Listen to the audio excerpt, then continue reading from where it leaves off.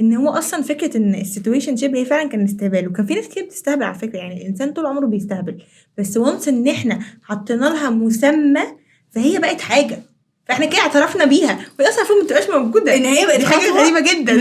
من خطوات العلاقه، يعني اللي هو احنا السيتويشن شيب دي حاجه اللي هو بتجمع شخص وشخص، يعني ايوه انا بحس ان في حاجه مسمى مهم اللي هو ليه؟